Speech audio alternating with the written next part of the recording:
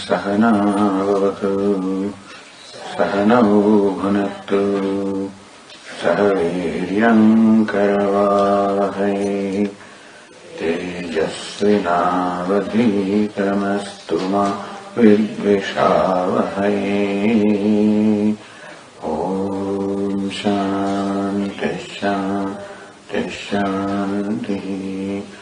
ॐ पूर्णमदः पूर्णमिदं पूर्णात् पूर्णमुदच्यते पूर्णस्य पूर्णमादाय पूर्णमेवावशिष्यते। ॐ शान्ति शान्ति शान्तिः। श्रुतिस्मृतिपुराणानाम् आलयं करुणालयं नमामि भगवत्पादं शङ्करं लोकशङ्करं शङ्कराचार्यं केशवं बादरायणं सूत्रभाष्यकृतौ वन्दे भगवन्तौ पुनः पुनः। ईश्वरो गुरुरात्मेति मूर्तिभेदविभागिने व्योमवद्व्याप्तदेहाय दक्षिणामूर्तये नमः। श्रीहरिं परमानन्दम् उपदेष्टारमीश्वरम् व्यापकं सर्वलोकानां कारणं तं नमाम्यहम्। अपरोक्षानुभूतिर्वै रोच्यते मोक्षसिद्धये सद्भिरेव प्रयत्नेन वीक्षणीया मुहुर्मुहुः।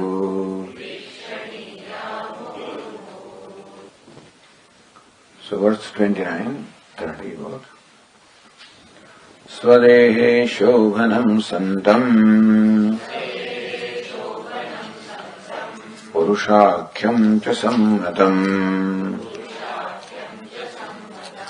किं मूर्खशून्यमात्मानम् देहातीतं करोषि भोः। स्वात्मानं शृणु मूर्खत्वम् श्रुत्या युक्त्या च पूरुषम् देहातीतं सदाकारम् सुदुर्दर्शं भवादृशैः।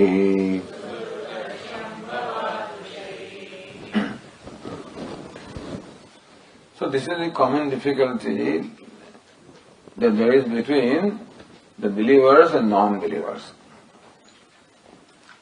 The non-believers always want an evidence, and an evidence that can be perceptible. Something is there, provided you can prove it. What is proof?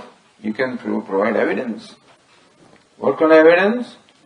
Evidence that cannot be contradicted. Not one event. For example, is there a past birth? So much work in terms of the past life regression has shown that people who are born very far, that yes, I was this, then they're very far, but they won't be accepted as a proof. What part? It must be proved in every case, That is called science, So that is the kind of criteria that they have fixed. So is there God? Can you prove?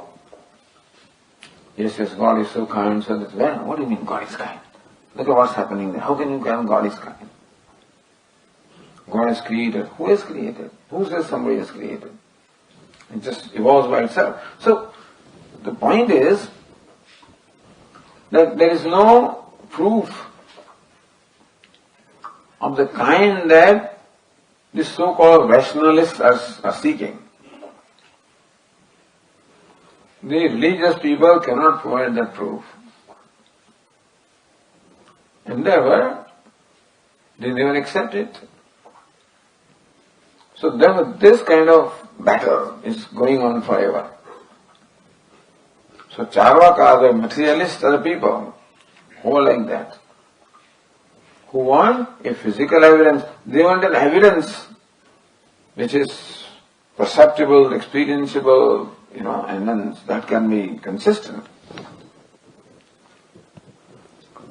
So that is why we who are believers are Shrutyā. So we go by the Shruti. That's called Shraddha. So for the believers, Shruti or the scriptures are Pramana. So we apply the reasoning in keeping with what the Shruti reveals. You don't arrive at the truth, so you experience something for which they would arrive at the truth by the reasoning process, which you can never do. Because what you are perceiving is mithya. And all the reasoning also is derived from the mithya experience, understand. So reasoning that is based on your mithya criteria cannot lead you to satyam. Why? Because it transcends mithya. How do we proceed? We begin with Shruti. Says there is Atma. Dehatita, that one that transcends the body. But that which manifests in the body, which enlivens the body. So we begin from there and then apply reasoning to say that yes, that makes sense. And thus we arrive at the understanding in a different manner. Begin with Shruti. They dismiss what Shruti? What Shruti? What evidence? They don't accept it. It's all superstition, whatever you want to call it. Belief in scriptures. Well, scriptures are also utterance of human beings, so what? No, we say they are not utterance of human beings. The Rishis are not mantra kartara, they are not the composers of the mantra, they are mantra drashtara, the seers of mantra. This is revealed to them. This revealing is a matter of belief. Understand, all of this belief, that to accept Shastra as Pramana is basically belief on our part, arising from the reverence, for the scriptures and for the tradition, because what the scriptures reveal has been verified by a number of wise people. So Shruti, Anubhava also is there, experience also is there.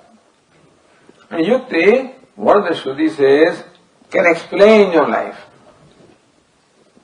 The truth is Satyam, and Satyam alone manifests as this universe is Mithya, so you can explain everything. So Shruti, Yukti and Anubhava, all the three are there. And then we accept Shruti as Pramana. As even Shankaracharya would say, if there are 100 statements of Shruti which declare that ice is hot, we won't accept it. As there was Swami, I have no problem in accepting any scripture as Pramana, provided they do not militate against reasoning. To say that God is all pervasive, then to say that He is located someplace, it doesn't make, it's not reasonable. So what the Vedas, the Upanishads reveal is not product of reasoning, but it's reasonable. You follow? Meaning that it does not militate against reasoning. Secondly, it has been the experience of a number of sages and saints. So that's why we are appealing to him. Now why are you denying this? This is something very evident. That's why it's called Murkha, who insists upon his own way of arriving at the conclusion. He's set in his own way. And this way only, if you can show me, that's all right, otherwise not. So that in these two verses, it is shown how Atma is and one Dehatita, the one that transcends the body. However, with which the body has an intimate contact in a way, because even while transcending, it pervades the body. Just as in a fireball, then the fire pervades the iron. Every grain of iron, because of which iron becomes red and hot. So also consciousness pervades this body, because of which the body is sentient, alive. So, when we say transcendent, it doesn't mean it has nothing to do with our life, understand? See, if God was up there, that means transcendental. He has nothing to do with our life, then see, that God is of no use to us. This is very much in our life, in and through our life. Even though the truth is about Turiyam, Turiyam means the force. The waker, the dreamer, the deep sleeper, and the fourth. But fourth is not fourth who is not connected to the three. The fourth is the very self of each of these three.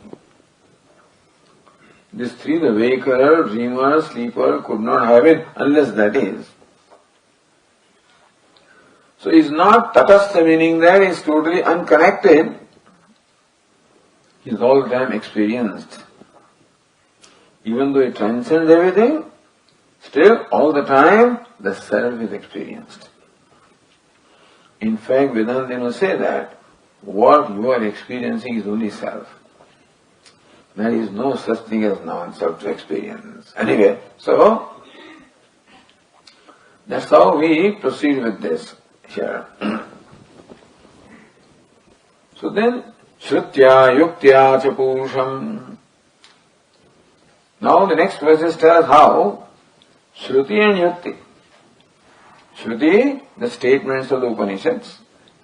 Yukti, the reasoning, how both of these are the tools, available means for establishing the existence and nature of the Atma. So now continue verse 31.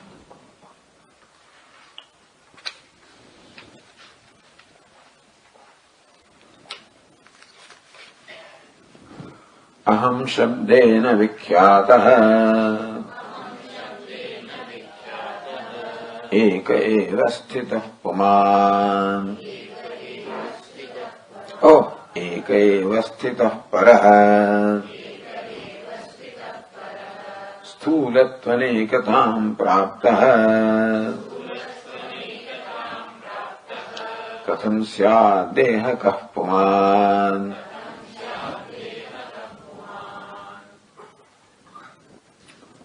Look, even the transcendental principle, how it is constantly experienced by us. So this is a very important thing. The transcendental principle, nevertheless, constantly informs our life. It is the most intimate. How? Aham shabdena vikhyatah.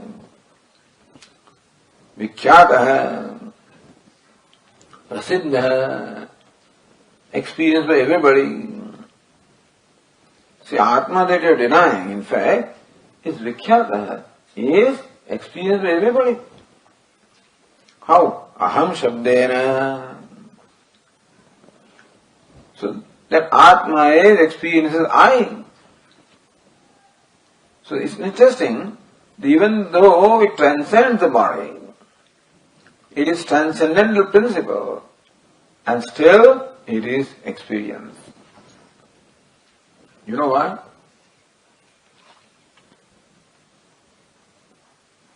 How come it is experience? Transcendental, gone, beyond mind, beyond this, beyond everything, Yes, beyond words, beyond thoughts, and still constantly experience. Thank God, otherwise we would not walk. Otherwise it would not matter to us. If a thing like Atma was there, his own glory someplace there, it would not matter to us because it is no really relevance to our life. But here, it is constantly experienced as I. Why? Because it is self-effulgent. The most important thing. Vikya prasiddha. Experience of everybody, all living beings, as I, the content of I. Aham shabdena. Everybody uses the word aham for I. In language, I. Whenever you use the word, there is always a corresponding thought or concept. So with Atma, that which is the content of the word and the concept, the word I and the concept I. What is called Shabda? The concept of Pratyaya in Sanskrit. Shabda and Pratyaya. For example, this pot is a word. So when I either show you this, when the word pot is uttered, it creates in our mind a corresponding meaning, concept, that is called Pratyaya. Ghata is word, Shabda. And the corresponding thought, the concept that manifests in our mind, and the utterance of that word is called Pratyaya.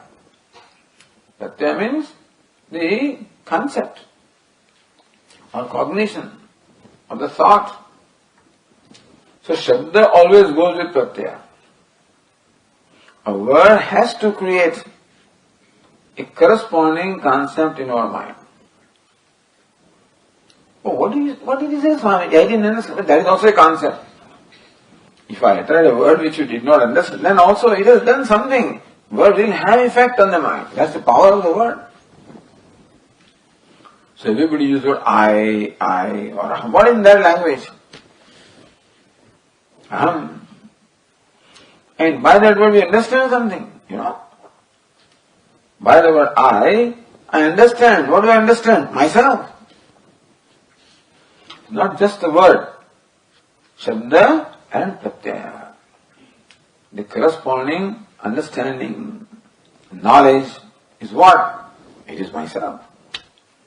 So thus, Atma is well known to all the living beings as the very self. Aham shabdena vikhyata. So this is the proof. That's why we say, is there God or not? Our answer is, are you there or not? If God was different from I, you can never prove it. God is taken for granted. See, when they ask, where is God? It's taken for granted by them that God is somewhere else, different from the world, different from you. Where is that God? But as far as we are concerned, God is the very self, and nobody can deny the self. So answer is there God? Are you there? Yes, then God is. Aham shabdena vikhyata. Then you say, what is it? Eka eva sthitah paraha. Sthitah paraha. Para means that which is, again, supreme, transcendental, para. Eka eva, it is one alone. Eka eva sthita. Meaning, it remains one alone. Ekeva sthita, it exists just as one, it is non-dual. Another interesting thing about that aham is, how many aham are there? Now we have gone through the exercise earlier. How many aham are there? It's not that there are as many aham, as many living beings are there. Because that aham is what? Nirvishesha. It is without any attributes.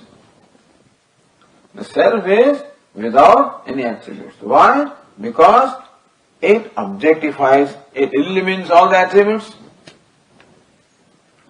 The self being consciousness eliminates all the attributes. All the attributes are eliminated. They are drishya, they are object, subject, and subject is always independent of the object. Therefore, aham has to be what? Nirvishesha, devoid of all vishesha, all attributes. And therefore, there is nothing to distinguish my aham from yours, because this also is your attributes. There is a distinguishing mark. Therefore, aham is one. Ekeva sthitah para. So, that is how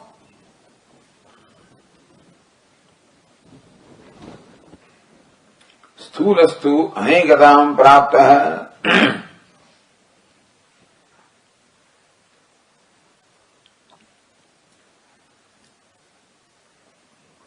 So, para means the other. What? Dehadanya.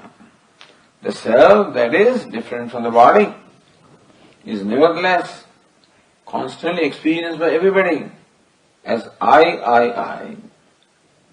And everybody knows what's the meaning of I. And that I is how many? One. Ekeva. Whereas this body, sulastu anekatam praptah. Whereas the body is many. So how many bodies are there? Countless bodies are there. See, showing here the total contrast between the self and non-self. If you say that body is Atma, then the body completely, the nature of body completely contrasts that of the nature of Atma. With Atma, one. How many bodies are there? Countless. So how can countless be one? Now body which are anekatam prapta sthula, the gross body which attained the state of being many. How can that be Atma? Katham syad deheka bhavan. This body which is many and therefore different from each other. One body excludes the other one. Therefore, how can that be Atma? Tah prakashavat ati vilakshanatvevi. So ati vilakshanatvam. The thing is, sometimes there is similarity, then you can perhaps confuse one thing for the other. You can confuse one person for the other if there is some similarity. Oh, I thought you were that. No, Swami, I am not that, I am this one. Okay. So if there is some similarity, then we can confuse one for the other, we can take one for the other. There is no similarity, then there is no similarity. One is a human being, other is a dog, like for something like that. How can you take one for the other? Vilakshanatvam is what? When they possess totally contradictory qualities. How can you take one for the other? So Atma is one and non-dual, and bodies are countless. How can countless be confused for Atma? So just as darkness cannot be confused for light because they possess totally contradictory attributes of nature, similarly, how can katham syad deheka bhavan? How can this body be Atma?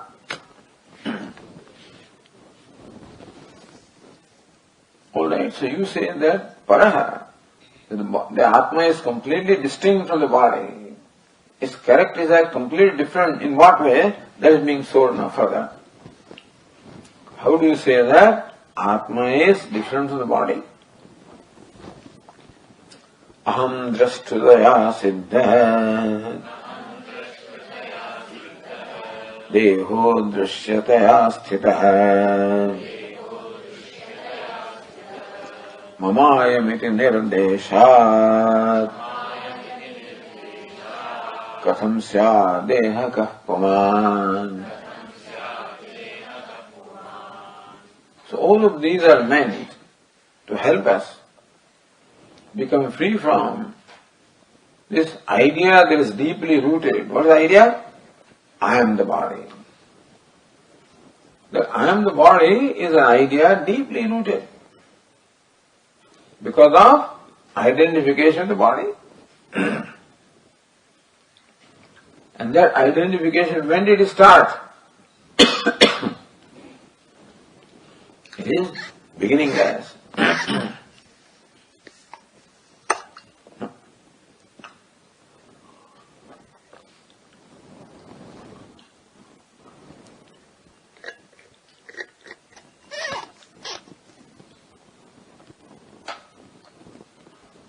That's the reason why our mind goes back again and again, because it is very deeply rooted channel.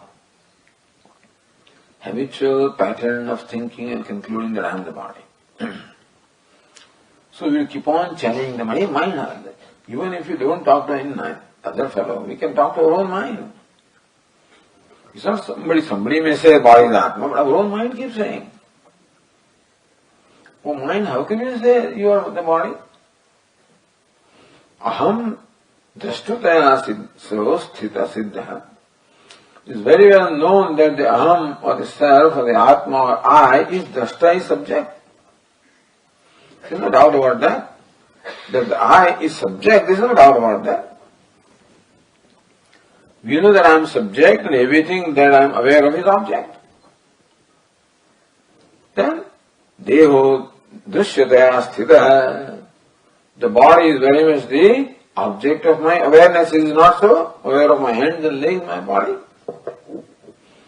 As Swami says, in fact, as far as body is concerned, we are most intimately aware. About the part, etc., can be called drishya, an object of perception. But body, intimately I am aware of every way, every cell of this body. When it starts paining and stuff like that, I am intimately aware.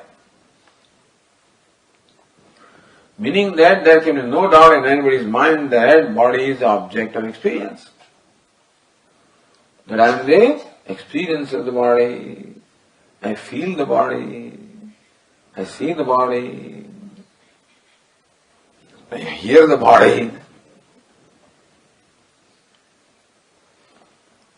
In the word, body is drishya, it is object. Atma is drashta, subject. So totally contradictory. Because drishya cannot be drashta, drashta cannot, object cannot be subject, subject cannot be object.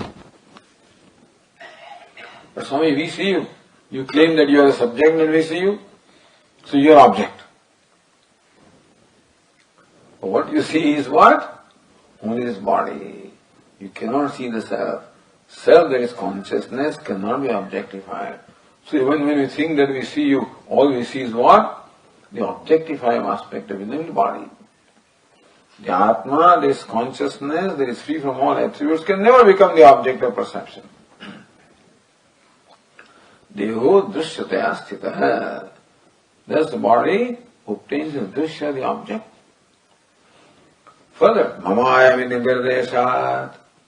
Very often you point out to this body is my body. Katham sya deha kah puman. On what ground do you say that body is Atma? There is no ground. There is no logical ground to say that or to believe that body is Atma. And still we believe. So you take body, why? It's a habit. There is no logic in habit, just a habit.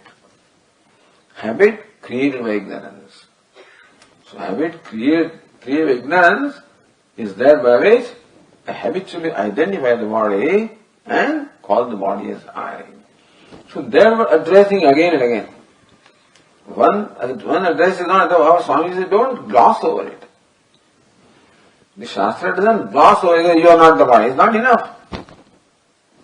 So different reasons and different ways, and keep on, making imprinting on my mind that I am not the body. Because that I am the body has been printed for so long, and such deep impressions are there, that you have to create new impressions. I am not the body. I am the subject. I am consciousness. I am nirvishesha. I am attributeless. I am one. I am non-dual. So that has to be done again and again and again, such that that becomes a habit. So that is the reason why so many verses are being told here as an aid to help us create the distance between the Atma and Anatma. It's called creating distance. How do you create distance? What nature? Distance by knowledge. Just as the actor creates the distance from his role, from his costume. It's not a physical distance, not distance in space or time. As Swami would say, the hand that is begging is the hand of the actor. And the throat that is singing is the throat of the actor, meaning that the actor is not separated from the beggar in time or place. Where the beggar is, there the actor is. When the beggar is, then the actor is. And still is separate. What sense? They enjoy two different degrees of realities. Actor is Satyam, beggar is Mithya. Because that costume of beggarliness doesn't belong to the person, belongs to the costume. And that is superimposed upon the actor. And therefore, the beggar is a superimposition, is Mithya. Actor is Satyam. But the Mithya is taken to be Satyam, and that's the problem.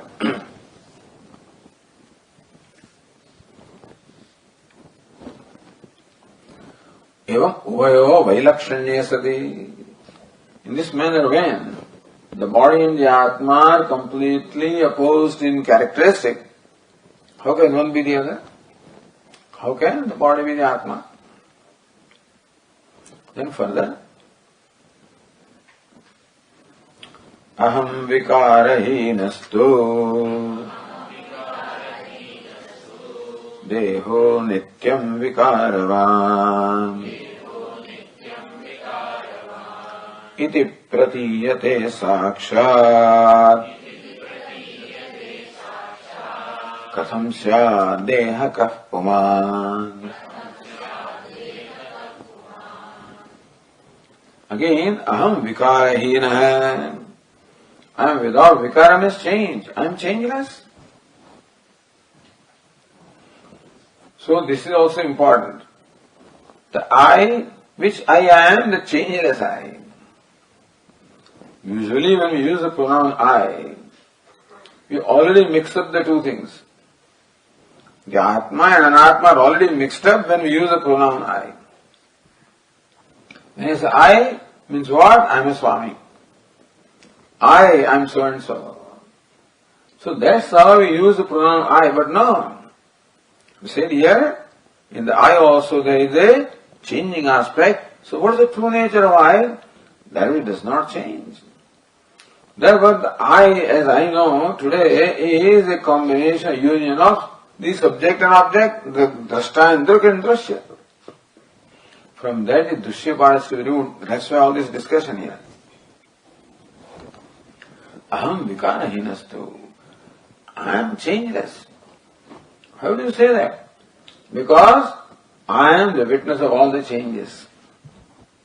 The witness is always free from the attributes of what is witnessed. Is it not so? Then I am aware of the changes. I am aware that the body is what?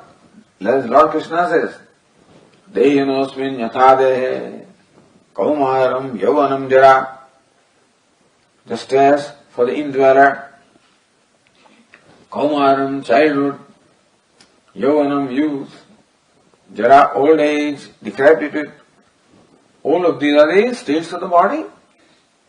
And there is an indweller who is a knower of that, who knows the child as child. I witnessed, as a child I was a witness, as youth I was a witness, as old person I am witness. And therefore, the childhood, the youth, the old, all belongs to body. They are all states of the body. I am aware of all the states.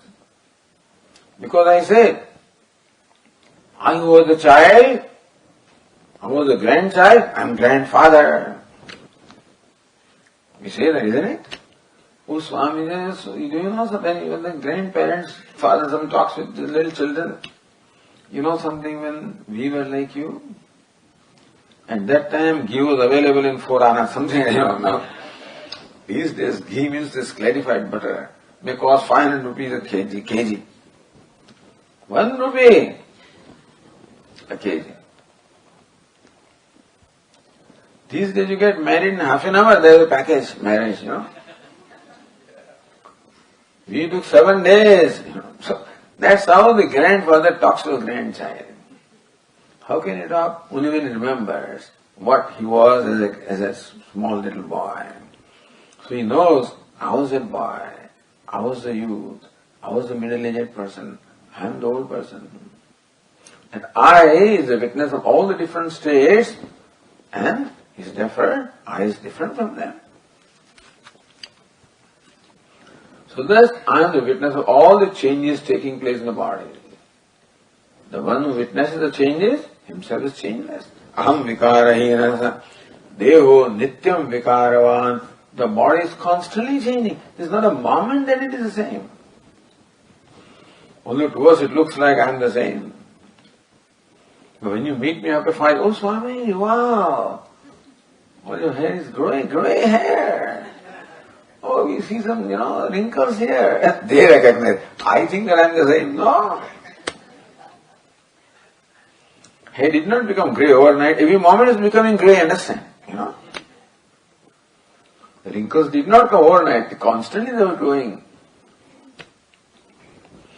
Meaning, the body is constantly changing. The doctors will say that, what is it? The blood gets changed completely every 7 years. The bones get changed. Everything changes. Nothing is the same. We think the same body is there. It's not the same. It's like this woodcutter, He has an axe with him, with which he splits the wood. And then that axe gets blunt, So he changes it, puts a new one. And then that the handle gets broken, he changes that. In his mind, the same axe that is going, he thinks the same axe I'm using is 35 years. You're not. You change the handle so many times, you change that, so many times. So we think the same body is not. All the, what do you call them, cells are constantly growing and dying. This constant changes are happening. Every moment. That's what Buddha say, everything kshanikam. Momentary. What do you mean momentary? See, everything you think it is continuous. Every moment it is changing. But it changes so fast that you cannot see that it changed. That's all. So they say, look, you think that it's the same flame of a lamp. It's not. Every moment a new flame arises. So they say. But when it arises so fast that you don't see, you see things. Like our film. If the flame, moves at a rate faster than 15 frames a second, that's what we are told, then you cannot see the change, you see it's continuous. So film looks continuous.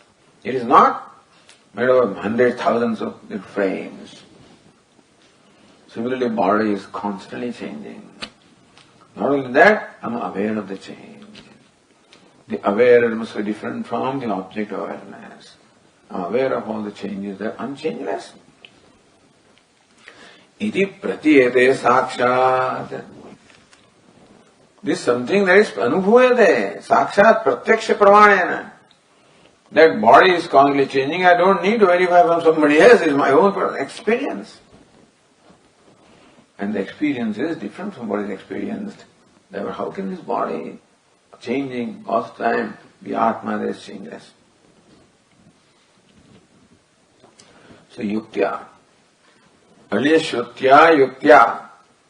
So yukti, the reasoning is first to how body cannot be Atma. Shrutya. Now the author provides the statements of Shruti as to how even Shruti says also that body cannot be Atma. So let's read the next one.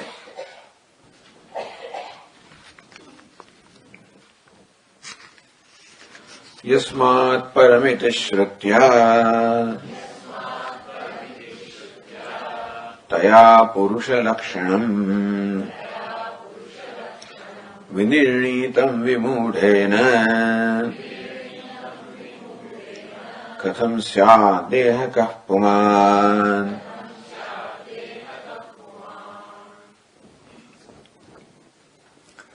Vimudhena vinirnitam. Mudhena vimudhena. Vimudham is an interesting word. In fact, mudha means what? Deluded. Vimudha, vividhed mudha means deluded in various ways.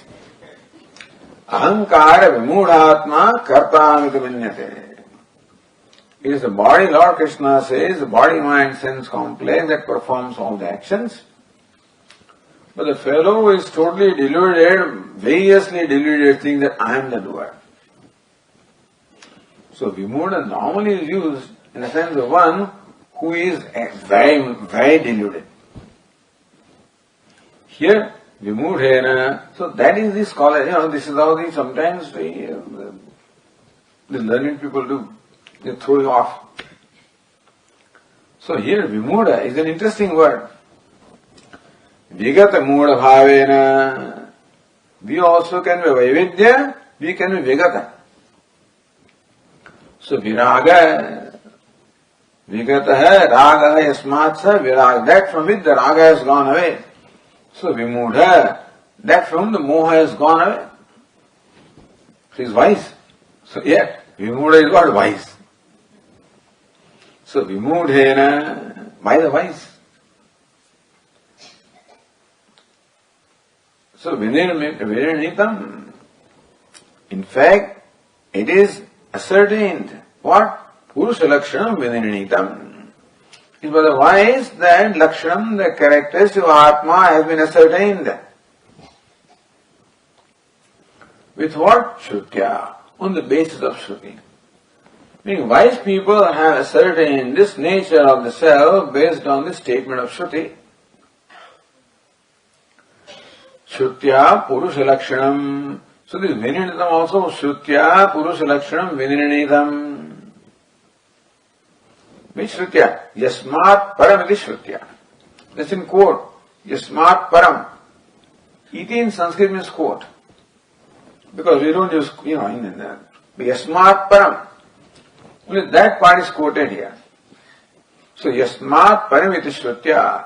By that Shruti statement, which begins with Yasmat Param. Have you heard of that? Yasmat Param.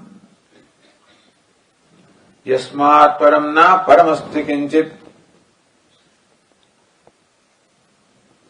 Then what? Yasman naniyo na jayosti kachita. Vruksheva stabdha divitishtatyekah tenenam purnam purushena sarvam.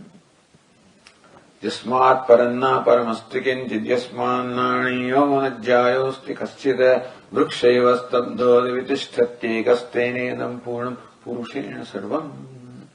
Every evening we chant, right? Part of the Arati mantras. So only Yasmat Param, definitely you can't quote the whole thing with it requires, that book will become a big, so just little quote, Yasmat Param. So the people who know, they know where this comes from. But you have the translation, by the way, in the text here. So this comes from Shvetashvatara Upanishad. There is nothing higher, Yasmat Param, nothing higher. Aparam, nothing subtler. Yasmat Param na paramasti kinjit. Yasman aniyah na jayosti kaschida. No, Aniya, nothing subtler, Jaya, nothing greater. There is nothing subtler than this, nothing greater than this. Nothing higher than this, nothing lower than this. Meaning that the high and low, the gross and subtle, all the Vishesha, the adjectives are denied, absent from him. So some sample is given. Yasmat paranna paramasti kinchit, yasmat param nasti kinchit, yasmat aparam nasti kinchit. There is nothing separate from this, So there is nothing greater than this, param, nothing lower than this. Yasman naniyo jayosti kasyata. Aniya means nothing subtler than this, nothing grosser than this. So this stands for all the attributes by the way. Thus, the one who is totally attributeless, then what? Vruksheva stabdu divitishtari. Divitishtari, who stands in luminous space, means what? In the heart, in the pure heart, who shines. So, Father in heaven is nothing but our pure heart, which is where the self shines. Vruksheva stabda divitishtari ekaha.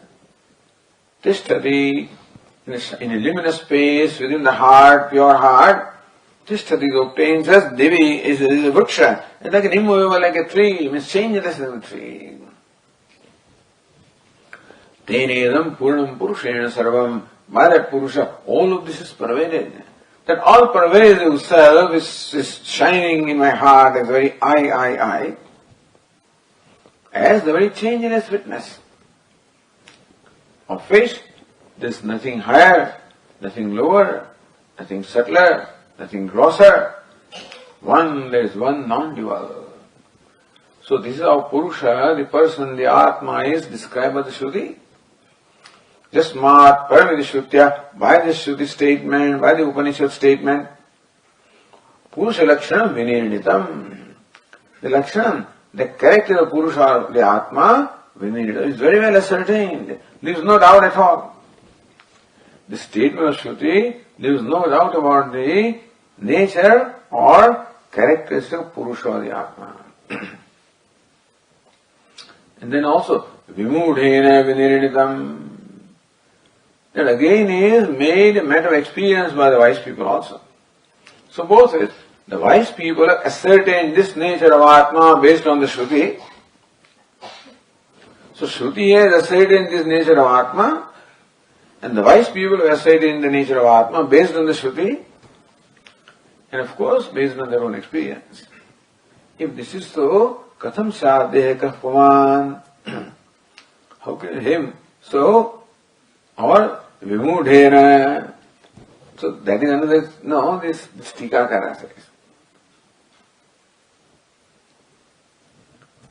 So vimudhena means vimuda, means a stupid, So there is normally, vimuda means it's totally deluded. So but vimudhena.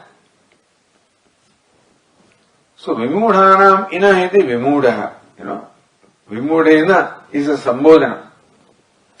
Vimuda plus ina becomes vimudhena. What is vimudhena? Vimudhanam ina vimudhena. Ina shiromani. Vimuda murkha. Vimuda murkha shiromani. O greatest among fools. Vimudhena.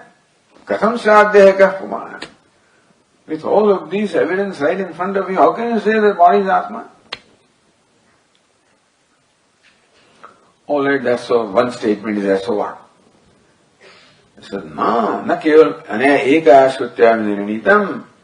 Not that by one Shruti statement that is ascertained, kintu anyayapi, other Shruti also, which ascertain the nature of Atma.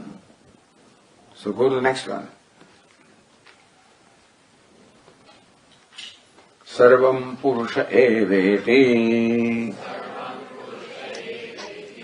Sukte Purusha Sannite Apyachyate Yatashrutya Katham Syadeha Kah Puman.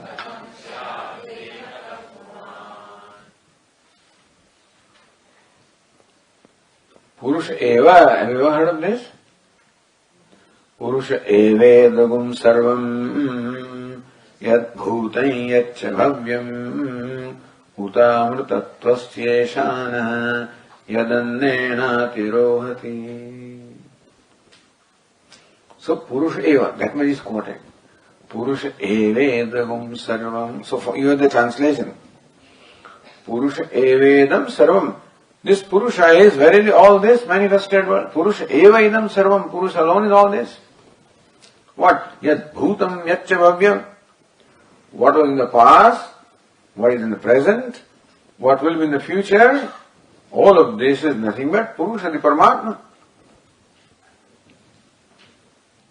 Uta amrutatvasya ishana. Uta amrutatvasya ishana. Ishana. Ishana is the Lord. Amrutatvasya, of the abode of happiness, of immortality. He is the Lord of immortality. He is the Lord of moksha. He grants moksha to his devotees or to the seekers.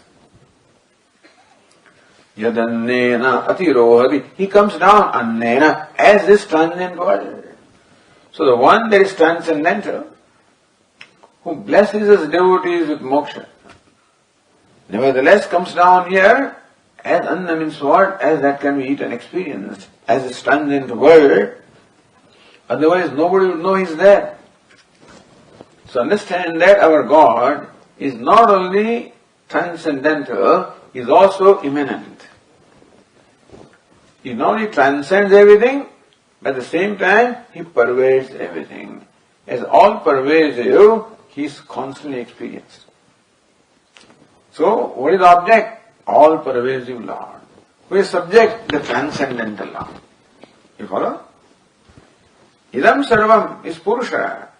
All of this is Paramatma. Means what? The Purusha, the Paramatma, the Lord alone is manifested. All of this. What is that? That's the object. He comes down. He lives, in his own glory. Shining where? In the luminous heart. That's what? I, the subject. So one whose true or essential nature is subject, that transcends everything, nevertheless has come down as this manifested world. Yet annena atirohati. Comes down, meaning manifests as annam, as something gross, as something universe. So what we have is Ishvara, all pervading. Who pursues the Ishvara? Ishvara is all transcendent.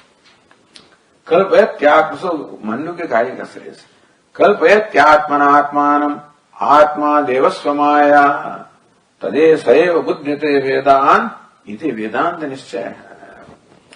So what's the ascertained opinion or conclusion of Vedanta? Kalpayati atmana atmanam atma devasvamaya atma deva. The deity, the self-effulgent self, Atma, Swamaya, by his own Maya. Kalpayati atmanam, he projects himself. The self, by his Maya, projects himself. The self, the subject, the consciousness, the transcendental, by his Maya, projects himself as immanent. The Maya comes only because how can transcendental become immanent? How can one become many? How come changeless appear as changing?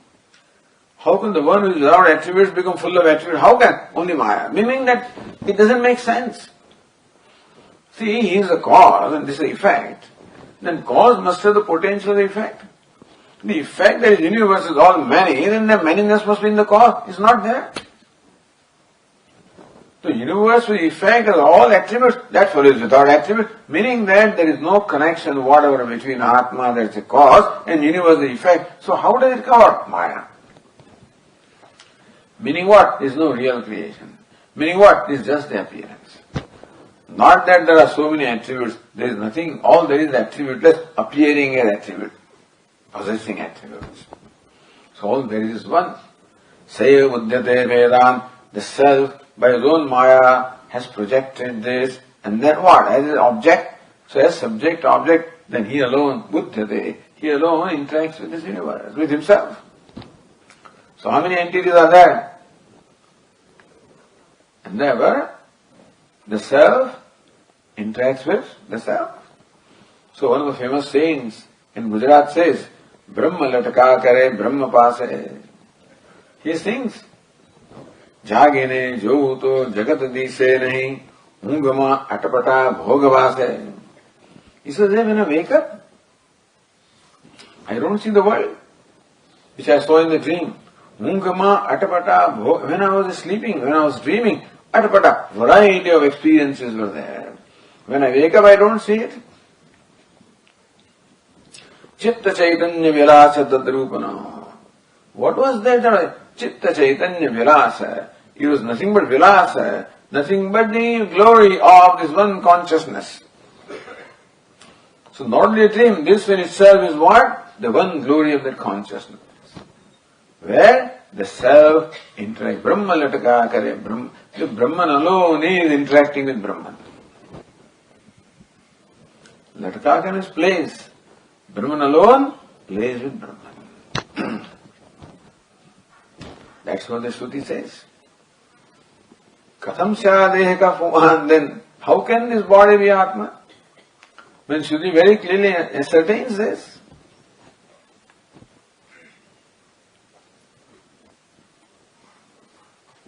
Alright.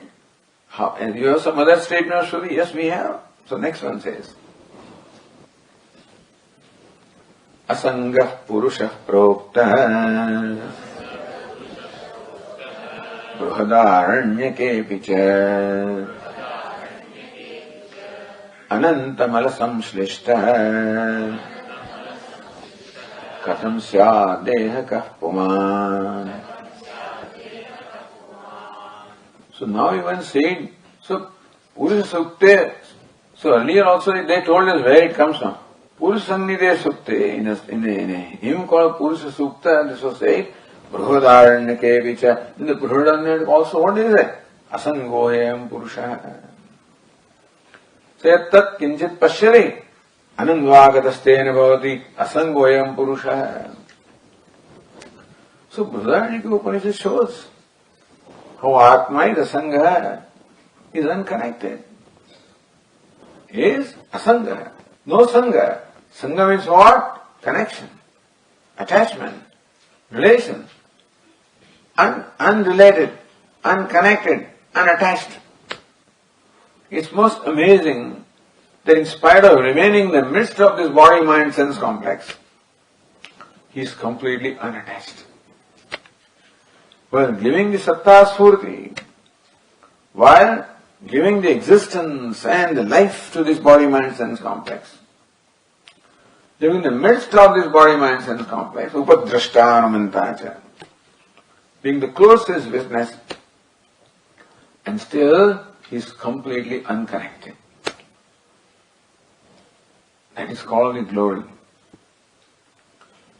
Without being connected, without being attached, without being related, he nevertheless enlivens this. So says Bruhadaranyaka, this one goes through the experience in waking state. In waking state, Atma goes through variety of experiences. Here, he does his, business, builds up a business empire, has, all palatial houses and all big cars and things like that, he's all of that. He goes to dream. Does he take anything from here? Does he take his house, the cars, his luxuries, his family, his anyway? Nothing. Understand this very important thing. A very important observation that while he is here, he is experiencing the results of his punya, papa, happiness, sukha, dukkha, all pleasure, pain experiences. But then, Anandva, he is unconnected to anything. He just leaves everything here and walks away. Where? To the dream. Where he creates his own world. And same kind of thing there. In the dream also he may build his own house and etc., etc. Then what? Goes to be leaving everything there. Asangoya. Anandvagarastena bhavati. So he is unconnected unattached with whatever he is experiencing, and therefore he can leave everything as it is. In the dream also he lives there, goes to deep sleep. Asangoyam Purusha, this Purusha Paramatma Asanga, unattached is the Paramatma or the self. So this is what the Upanishad also says. It is Shratya. And what is his body? Ananta Mala Samshrishta. The body is what? Besmeared with innumerable impurities. Ananta Mala Samshrishta. That one is ever pure, ever unconnected, ever unattached. And this is all embodiment of impurity and attachment and connection. And thus, where is the similarity? How can you call this body a self? Katham syad dehakah puman. How Atma, Deha can, how can the body be Atma?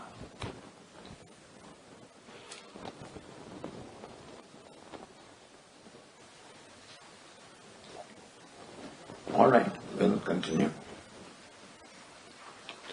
Om Purnamadah Purnamidam Purnat Purnamudachyate Purnasya Purnamada Purnameva Vasishyate. Om Shanti Shanti Shanti. Shankaram Shankaracharyam Keshavam Badarayanam Sutrabhashya Krutau Vande Bhagavanto Punah Punah Ishvaro Gururatmedi Murti Veda Vibhagine Vyomavadvyapta Dehaya Dakshinamurtaye Namaha. Om Shanti Shanti Shanti. Hari Om. Shri Gurubhyo Namaha. Hari Om.